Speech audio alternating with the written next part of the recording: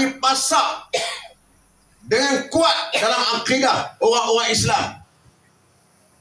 Kamu orang-orang Melayu ialah dikaitkan dengan Islam, menjadikan orang Melayu cukup sensitif. Oleh itu, Melayu kalau dia kuat macam mana pun, dia tak akan buat zalim kepada bangsa lain. Sebab dia tahu lepas mati nanti dalam kubur ada akan soal apa yang dia buat di atas dunia. Sebab tu dia tak akan buat zalim kepada orang Cina, orang India, orang yang beragama Kristian, Buddha, Hindu. Dia tak akan buat zalim. Tuan-tuan tengok sejarah. Orang Cina boleh berniaga dalam kampung Melayu. Dia seorang-seorang je tempat saya. Daripada satu kedai, satu pintu, bertambah sampai 3 pintu. Walaupun berniaga dalam kampung Melayu. Malah pula kedai Melayu pula daripada 3 pintu hingga tak ada pintu.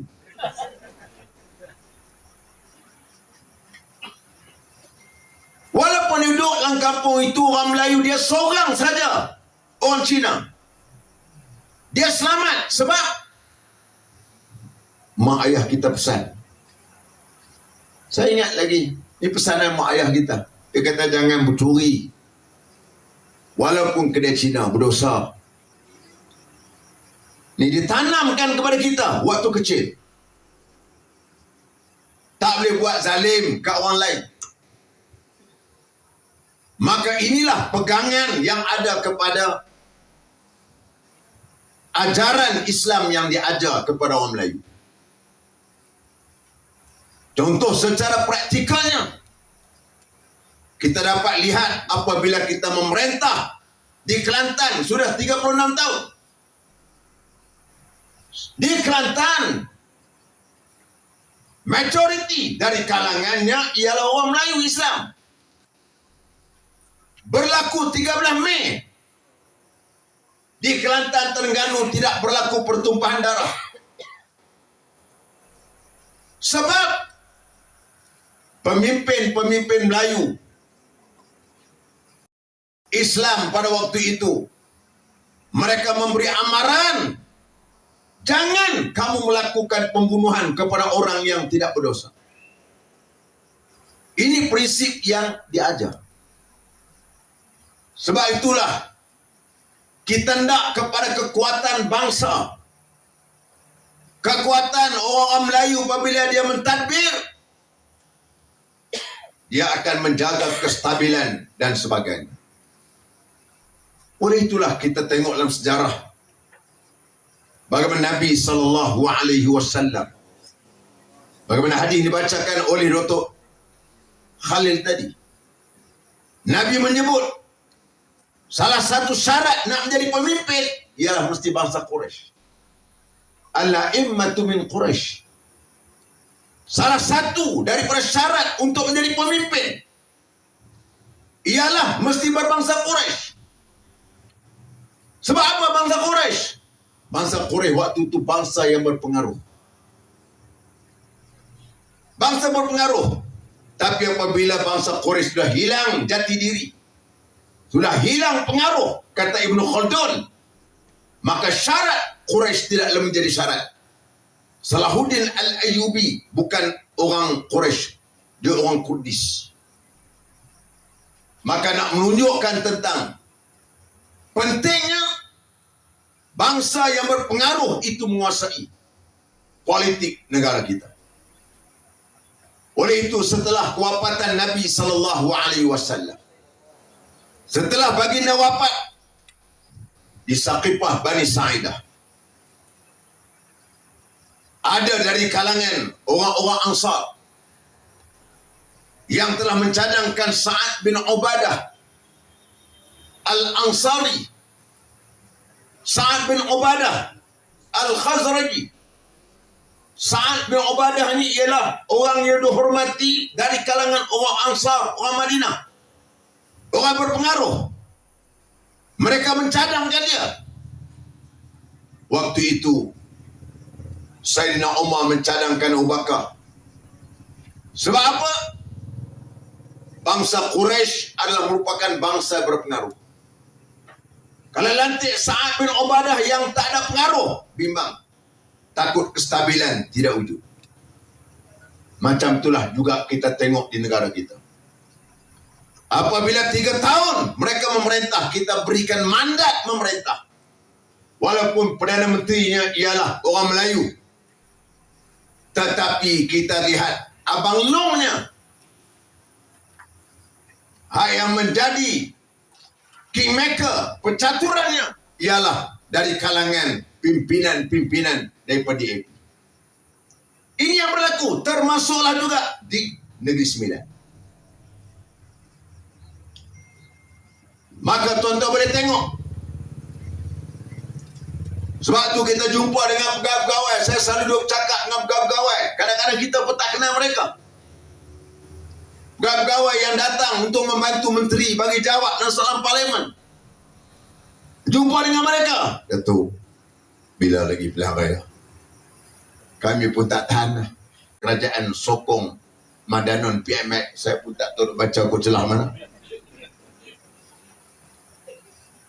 Kita berjumpa dengan orang. Saya kadang-kadang naik LRT, naik ETS daripada Taipei. Kadang-kadang balik sampai dekat dengan KL Center tengah malam dah. Hak duk tunggu, hak nak tunggu kat gate tu. Kita mata pun baru buka genyih mata. Dia tanya, Datuk, bila pupuk ni nak turun ni? Oh, bila nak jatuh ni? Tu hak duk jaga gate, hak duk jaga kereta api tu.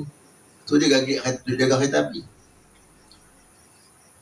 Kalau hak duk jaga kereta api pun nak jatuhkan kerajaan Pakatan Harapan, tak menasabahlah orang-orang yang duduk dekat dengan Dun Bagan Pinang ini daripada orang askar, daripada orang tentera kebanyakannya, majoritinya yang mempunyai jati diri, kekuatan fizikalnya hebat. Mana mungkin mereka nak memberikan kuasa sekali lagi kepada Pakatan Harapan untuk memerintah di Negeri Sembilan ini. Sebab itu tuan-tuan yang dirahmati Allah Subhanahu Wa Taala, kita hendak supaya kuasa politik ini dikembalikan. Maka atas asas inilah, maka PAS dengan UMNO, Perikatan Nasional, dengan Barisan Nasional, kebetulan biru melawan merah. Maka gelombang biru akan menenggelamkan merah di dalam pilihan raya pada 1 hari bulan Ogos nanti. Boleh tak boleh? Tuan-tuan, kita kena buat. Tuan-tuan yang dirahmati, sokong. Itu confirm 2 ni. Anak bini dia 2 lagi, cucu dia 4, 7 dah dapat. Jadi tuan-tuan yang dirahmati Allah Subhanahu Wa Taala,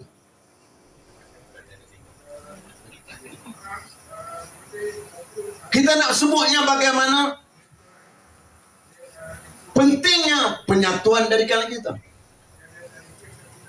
Kita tahu hari ini ciplos-ciplos dia,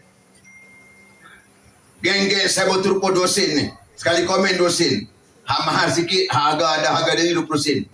Jenuh komen. Komen pun kadang-kadang bukan bodoh, nampak tak bercerdik. Kau tahan komen dah banyak-banyak sikit, kurang-kurangnya boleh buat teh minum pagi besok. Ni malam ni pun ada lah ni. Dia tahu, hello bos. Komen lah, kita pun kesian. Biasalah orang kata kita. Sebab tu nak jadi ahli politik ni mesti ada ketahanan mental dan fizikal. Baru boleh. Kau tuan-tuan agak-agak darah rendah jadi ahli parlimen. Duduk dalam parlimen, terus darah tinggi. Jadi tuan-tuan yang dirahmati Allah Subhanahu Wa Taala,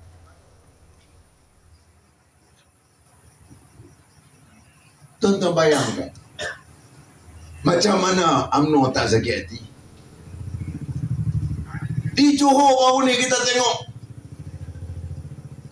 puak-puak duduk di dalam Pakatan Harapan, balon UMNO, ya Allah kesian dia tengok. pagi, petang, siang, malam, subuh, sahur, duha.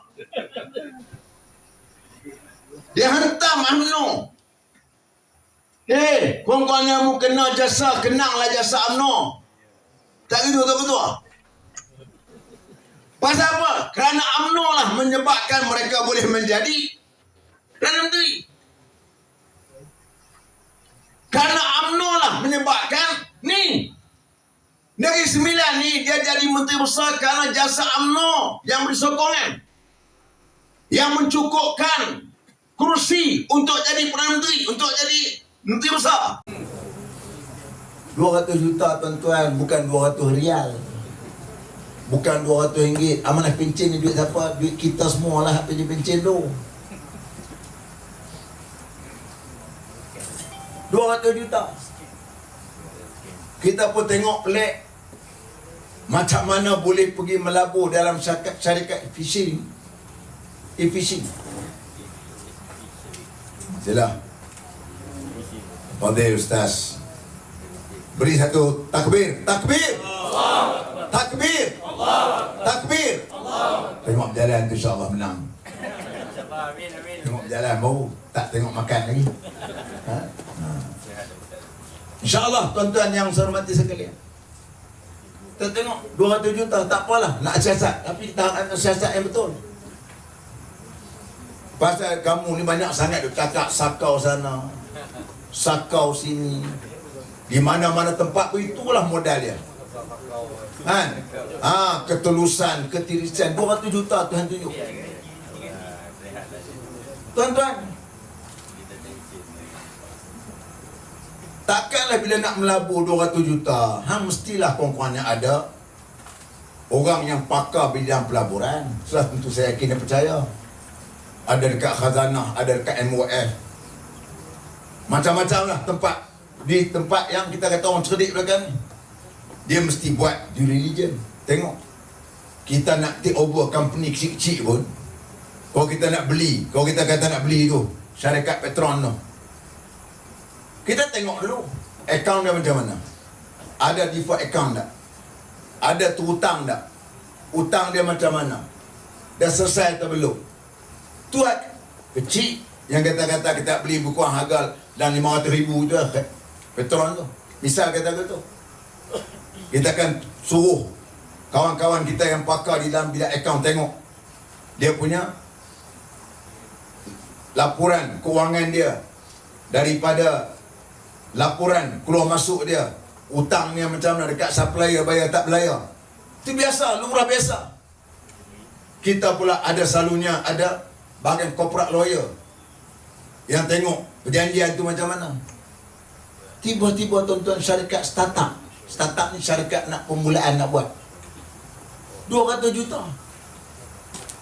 Bukan berlaku di Switzerland, Indonesia Pak Long berlaku. Pasal kita ada ingat hebat. Tu yang kita katakan hebat dan dahsyat, kata kawan saya Arif. Hebat dan dahsyat, rupanya jadi berlaku tu. Tak apa, kita serahkan kepada pihak pentadbir dan sebagainya. Patutnya hal-hal seperti begini Menteri Keuangan kena bincang dengan Perdana Menteri. Perdana Menteri pula sebelum membuat kelulusan mesti mendapat kelulusan dulu daripada Menteri Keuangan. Sepatutnya berlaku begitu. Sebab itu kita katakan ini adalah merupakan satu perkara yang kita dapat lihat menjadikan kita ini satu benda yang amat pelik berlaku. Deninggi. Calon Deninggi. Ketibaan apa ni? Calon Deninggi. Datuk Ashraf jadi. Datuk Ashraf kawan ni. Datuk Ashraf Allah. Berang insya-Allah. Tengok jalan tu dia pakai adun lah. Bersih. Duduk.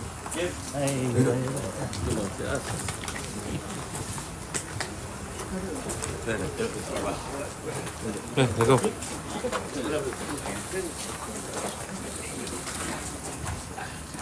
Jadi tuan-tuan yang saya hormati sekalian, Hari ini kita tengok optik yang tak dirancang. Memang kita akan buat satu program yang akan disusun nanti oleh 22 atau 23 bulan kata saya, yang akan melibatkan pimpinan-pimpinan yang akan naik sepentas. Kemudiannya pula kita akan buat grand finale yang kemuncaknya yang terdiri daripada top-top presiden akan berucap untuk tunjukkan bahawasanya kita sudah pun bermula ke arah langkah penyatuan ini tadi. Ini tuan-tuan yang saya hormati sekalian, kita tengok nampak goyang sikit. Mak Sabu pun sebut semalam, dia kata dia pun macam mana dia nak tengok, dia kata dia kata adakah kerajaan perpaduan akan hanya tinggal sejarah. Ni Mak Sabu sebut malam, dia pun terasa nampak lah tu. Ini dia sebut malam, saya petik betul-betul dalam berita harian. Dalam berita harian ni tadi saya sebut tadi, di Johor dan di harga minyak turun lah. Di Negeri Sembilan lagi best, dan di Telaga Minyak kaya ni Sembilan ni. Lepas ni Dan tak tahu nak kata apa lah. Sebab itu tuan-tuan yang saya hormati sekalian, akhir sekali saya nak petik satu ungkapan pepatah Arab yang menyebut tentang, kata ukiltu yauma ukilathaw al-abyad. Aku sebenarnya telah dimakan pada hari lembu putih dimakan. Ini satu pepatah Arab, kisah dalam sastra Arab yang cukup masyhur. Dia kata ukiltu yauma ukilathaw al-abyad. Aku dimakan pada hari lembu putih dimakan. Cerita kisahnya ialah ada 3 ekor lembu. Satu yang berwarna hitam, yang kedua yang berwarna putih, yang ketiga berwarna merah. Ada singa ganas pula yang sering nak makan. Bila singa nak pergi makan, 3 lembu ni pakat terekam dari lembu singa yang ganas kuat ni cabut lari. Satu hari singa ni ada idea. Dia kata aku mesti divide and rule. Sen Mesti pecah perintah antara kita 3 akan ekor tolak lembu. kepada DAP. Hak yang merah, Kita hak yang send hitam, signal pada hak mereka. putih. Caranya macam mana? Dia pergi jumpa dengan lembu hitam dengan lembu merah. Dia kata, kamu dua ni lembu hitam, warna hitam dan merah, seekor lagi putih. Bahayanya lembu putih ni, bila kamu duduk 3 orang, pemburu bila nampak, dia akan nampak putih dulu. Jadi kamu hak tak berdosa nanti pun ditembak, diburu juga oleh pemburu. Sebab itu lembu putih ni mesti dibunuh. Kamu dua akan selamat. Maka akhirnya singa pergi makan lembu putih. Lembu merah dengan lembu hitam tadi tak tolonglah. Pasal apa? Kerana dia nanti dengan kami kena makan. Mari hari lain pula kita tengok tindakan yang sama yang dibuat oleh singa. Dia pergi berjumpa dengan salah satu daripada lembu hitam. Dia kata kamu pun juga akan jadi mangsa yang sama. Maka akhirnya tinggal seekor saja lembu. Maka waktu itu singa datang untuk nak serang, nak makan lembu. Maka lembu itu pun terkorban. Sehingga terungkap kisah ukiltu yauma ukilathawru al-abyad. Sebenarnya aku telah dimakan oleh, aku mati, aku telah dimakan pada hari lembu putih waktu mati dulu. Ini sebab itu tuan-tuan yang saya hormati sekalian, hal-hal seperti begini kita mesti menunjukkan, macam saya sebut tadi, kalau kita ada ingat kisah-kisah lama, maka kita tidak akan adanya bentuk penyatuan. Selalu saya sebut, malah kemarin dalam pelancaran Jentera Pilihan Raya Pemuda PN. Saya bicara, saya kata, bukan saya bicara pada malam ini untuk masa depan saya. Saya sudah berumur 63 tahun. Sudah tua. Kamu hak masih pemuda, yang saya anggap anak-anak saya, kamu bakal mewarisi saya.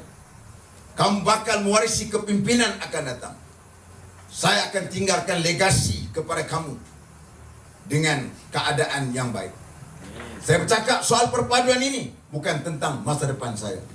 Bukan masa depan sebahagian besar dari kalangan pimpinan Pakatan Harapan, di kalangan pimpinan Perikatan Nasional, pimpinan UMNO, pimpinan PAS. Yang kita bercakap ialah tentang masa depan anak-anak muda, anak-anak kecil yang masih dalam buayan, yang berumur 2 tahun, 3 tahun, 4 tahun, 2 bulan, yang tidak tahu apa arti dan matlamat hidup mereka. Mereka tidak tahu. Kitalah sebagai orang tua yang perlu untuk meletakkan asas yang benar, yang betul, bagi memastikan kehidupan mereka nanti akan selamat. Kita tak nak 50 tahun nanti apa terjadi kepada negara kita, mereka akan menyalah bapa mereka, menyalahkan datuk mereka, menyalahkan sepupu mereka kerana membiarkan keadaan ini. Yang kita nak bina, kita yakin dan percaya dengan Melayu yang beragama Islam, dengan terasnya berpegang dengan Islam, yakin tentang dosa dan pahala, maka ianya akan menyelamatkan orang lain.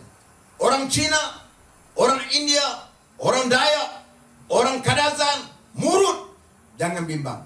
Kerana Islam selamat, Melayu selamat. Islam selamat, Cina selamat. Islam selamat, India selamat. Islam selamat, Dayak, Murut, Kadazan, semuanya maka akan selamat. Sebab kita yakin dan percaya apa yang kita lakukan ini ada lagi. Selepas daripada mati nanti, kita akan dipersoal oleh Allah Subhanahu wa ta'ala. Justru itu tuan-tuan yang saya hormati sekalian, jangan lupa balik beritahu kepada anak-anak kita, balik beritahu kepada adik kakak kita, kepada abang kita, mak kita, pada mereka yang ada di mana-mana kita jumpa, untuk pastikan tempat yang mana ada calon daripada Perikatan Nasional, pilih Perikatan Nasional. Di mana tempat yang adanya calon yang Perikatan Nasional PAS tak bertanding situ, pilihlah calon daripada Barisan Nasional. InsyaAllah pada malam 7, pada malam 1 hari bulan nanti, kita akan berkumpul di Seri Negeri Seremban untuk nak pastikan bahawasanya kerajaan yang akan memimpinnya itu ialah kerajaan yang tahu untuk membawa kesejahteraan rakyat di Negeri Sembilan nanti, insya-Allah. Tuan-tuan tidak rugi. Anak-anak muda, jangan lupa balik. Jangan bazirkan undi saudara-saudara. Jangan bazirkan undi saudara-saudara dengan tak balik mengundi. Jangan bazirkan undi saudara dengan mengundi Pakatan Harapan.